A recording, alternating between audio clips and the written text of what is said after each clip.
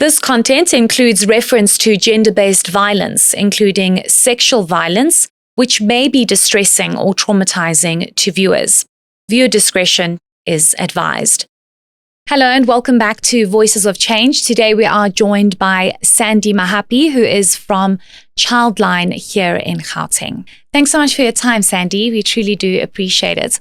I think just for context purposes, so that we all understand the role that you play, just tell us a little bit about Childline and what you guys do. Thank you so much. Childline is operational 24/7, 365 days a year. The work that we do is preventative and really around family strengthening. We do facilitate child protection. Childline doesn't have statutory powers to go out and investigate cases, but we are so reliant on our child protection partners to be able to go out and investigate cases.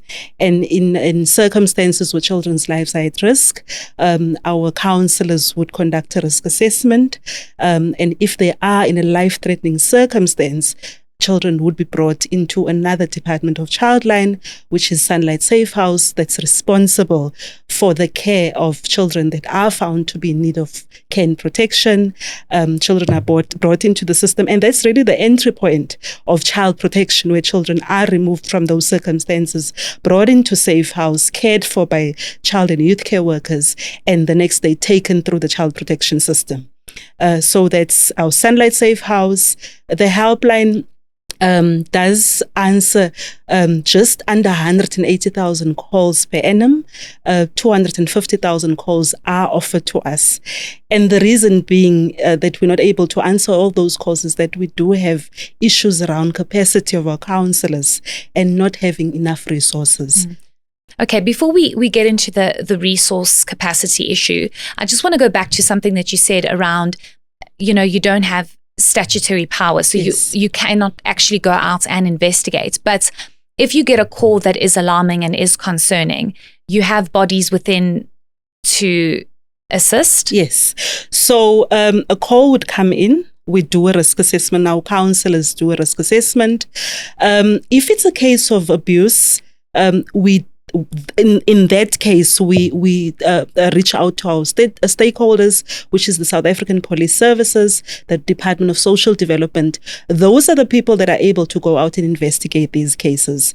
So our child protection status is limited to us receiving the call and doing the risk assessment.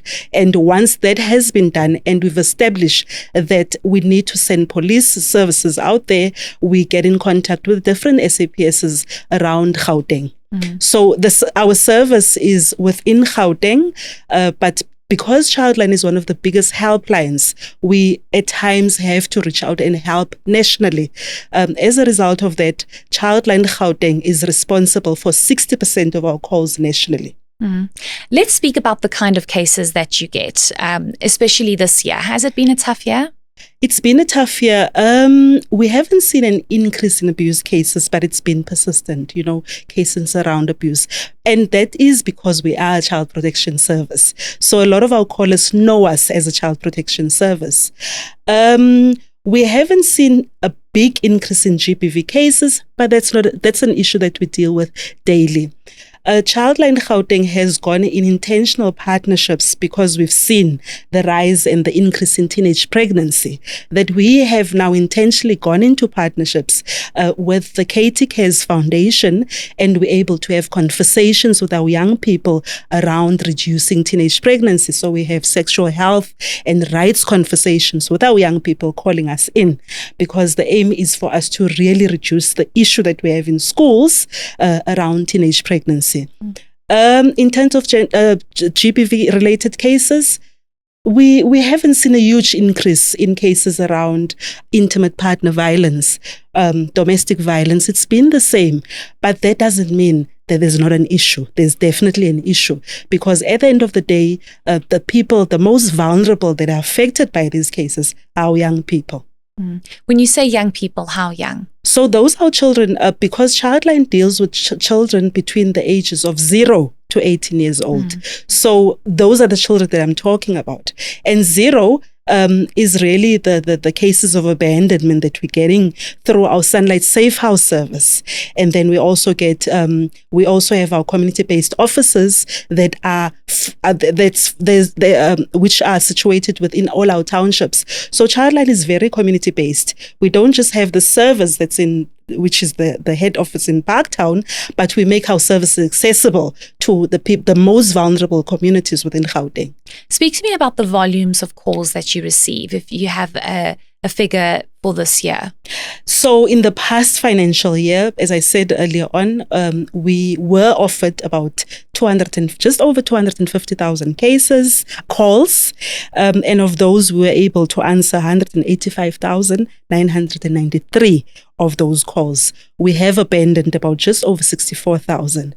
So the abandonment is really issues around our infrastructure, not having enough counsellors to answer those calls, because we only have a 10-seater call center. And at times in our shifts, we have for night services, we've got 2 counsellors on the lines, and during the day, we've got between 4 and 5 counsellors. So if you had more counsellors, you would not have had to abandon 64,000 of your cases. Yes. So who do you speak to get more counsellors to assist? Yeah, so we engage, and we're very, very grateful to the Department of Social Development. That has really been amazing and a good partner for us, because they have been able to subsidize our services over the years and fund the Childline. We have certain donors. We've got corporate partners that have really assisted in helping us keeping the service operational. So that's where we get our resources.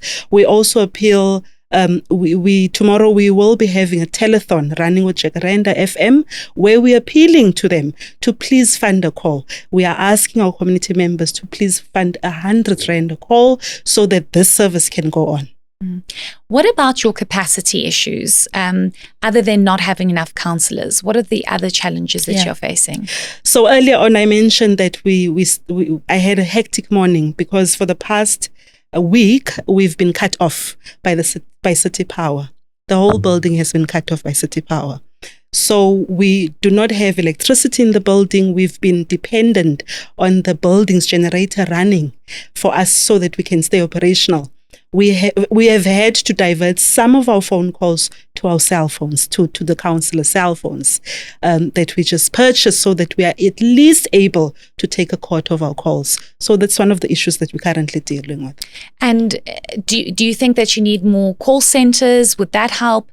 Because I'm just trying to understand, somebody that's in distress, that's in a community that doesn't have a cell phone, how do you help somebody like that? Could that also be a resource challenge that you can deal with and help them with? Yeah. So our number is toll-free. No one pays for, it's a number that's paid for by our funders and our partners. So it's a toll-free line.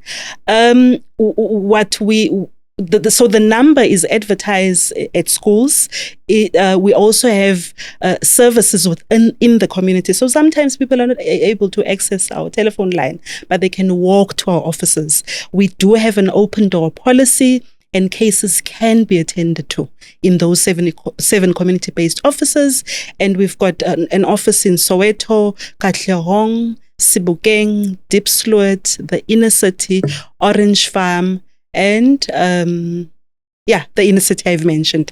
Thank you so much. I just want to go back to the issue of, I'm just thinking, if I was a little girl and I was in distress and I needed to get to a phone and I couldn't get a phone and I was too scared to ask for a phone. Yeah. How do I get through to you guys? So the message that we've really sent across all our communities is that we should not be throwing a blind eye to any child. Their child might be in distress, and we might have a concerned neighbor. And what we've picked up, that people have trusted the brand so much that they can call us anonymously when they see there's some issue going on around a community member or that, particularly to their child. So we appeal to people, to community members, that please be on the lookout when you see that there's an issue.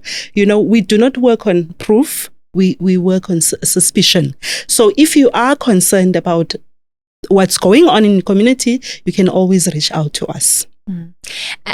Sorry, I want to go back. I know you briefly touched on the fact that you can't really investigate, but so now you get a very distressed call.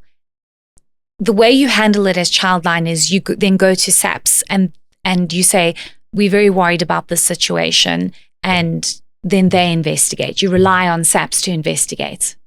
We rely on SAPS to investigate.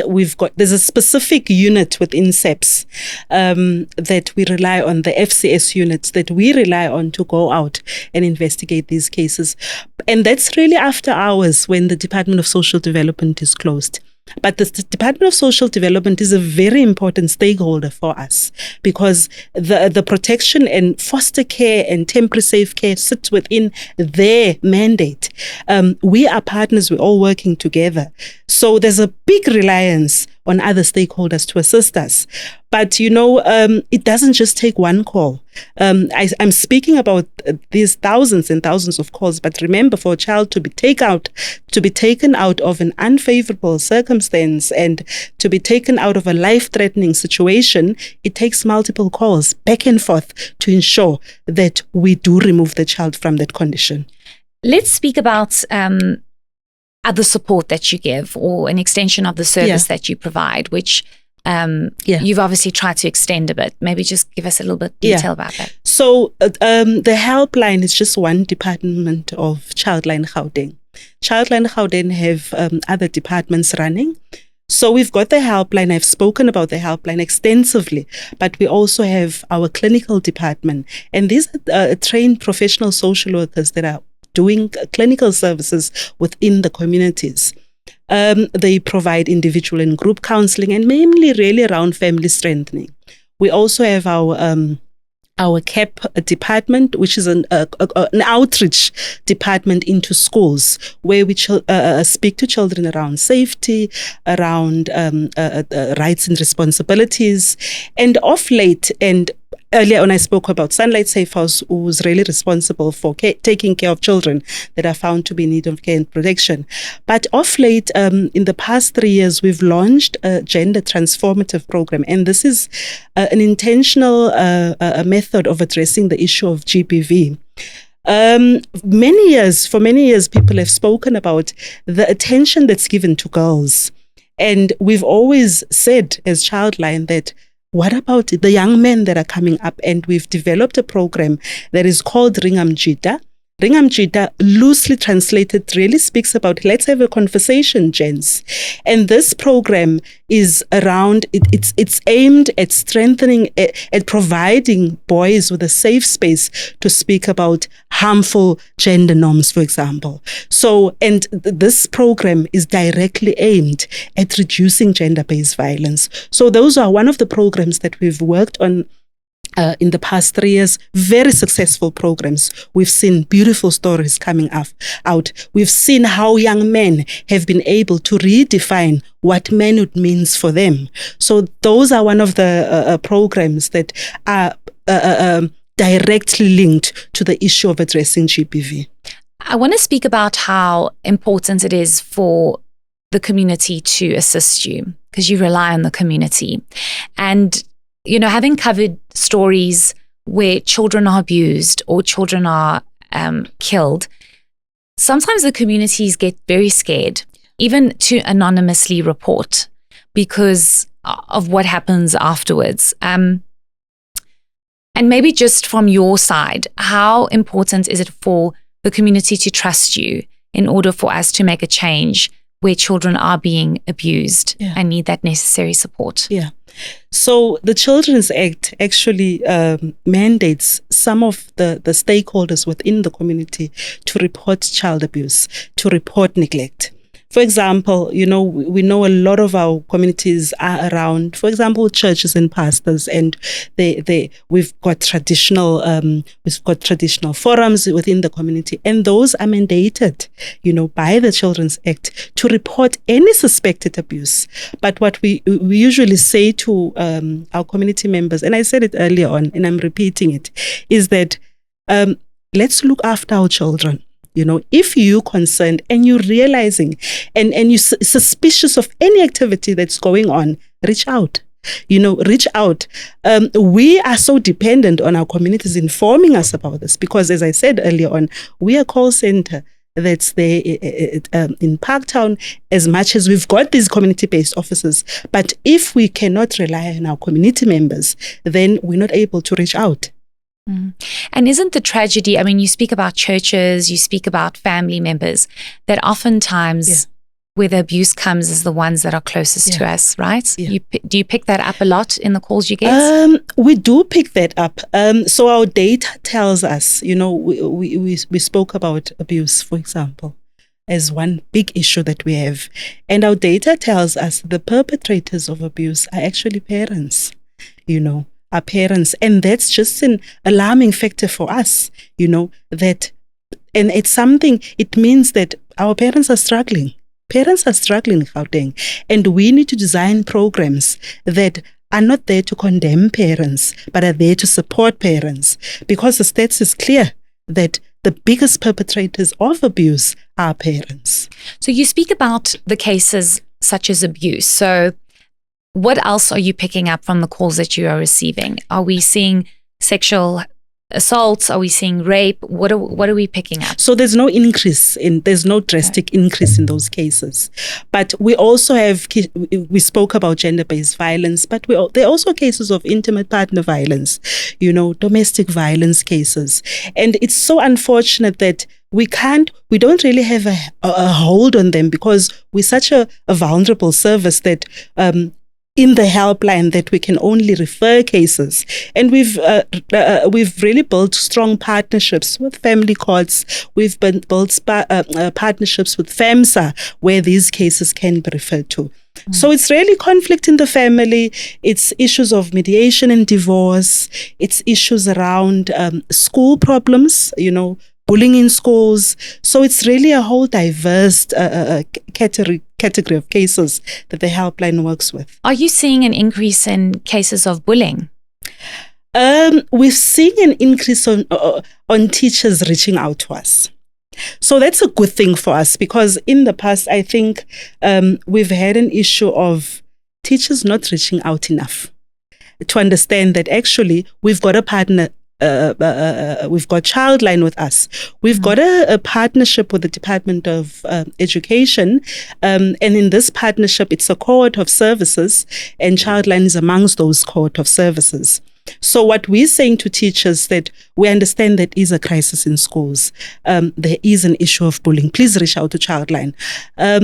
Sometimes teachers are able to call us on the line, and we can directly speak to young people around issues of bullying, in real time. So we really, we're appealing to teachers, make use of the service, make use of having a counselor on the other end of the line to be able to speak to your young people in class, in real time. I want to speak about, in an ideal world, what do you need to better help communities and children that are being abused? In an ideal world, the biggest issue that we have is a lack of resources. We have limited funding. We need to work with what we have. But for me, specifically for the helpline, if we are able to answer 250,000 calls that we are offered and receive, that's something that would really mean a lot. Which means each and every call that's coming in, we're able to attend to. The issue that we have is the fact that we're abandoning 64,000 calls as a result. Sorry to interject. Is that 64,000 a year? That's a year. But remember, it's 64,000 calls, and these are just not calls. These are people's lives. So if we are able to be in a position to answer and address the 250,000 calls, that would be ideal for the helpline. Are these figures just for Gauteng? These figures are just for Gauteng. So nationally, this picture could look completely different. Yes. But remember, as I said earlier on, because Gauteng is the biggest call center, the bulk of the calls are lying with Gauteng. What we've heard today is a reminder that the work Childline does is not just important, it's life-saving. From the help desk that picks up the phone at all hours to the community centers doing the slow, patient work on the ground. From the Ringa Mjita program, giving young men a different path, to the Sunlight Safe House, holding children who have nowhere else to go. This organization shows up where the cracks are widest. And the truth is, they can't do it alone. If you're listening and you feel moved, please reach out. Whether you're an individual, a business, or someone who simply wants to help in whatever way you can. Childline needs partners who believe in protecting our children as fiercely as they do. If you or a child you know needs help, you can call Childline's toll-free number at 116 or their WhatsApp number at 083 371 2104. They are available 24 hours a day. Please save it and please share it. And if you want to support their work, visit childlinesa.org.za or contact them directly to find out how you can donate, sponsor a program, or offer resources. Every bit makes a difference, and every act of support keeps a child safer. Thank you for listening, and thank you for caring. This is Voices of Change, and change starts with all of us showing up.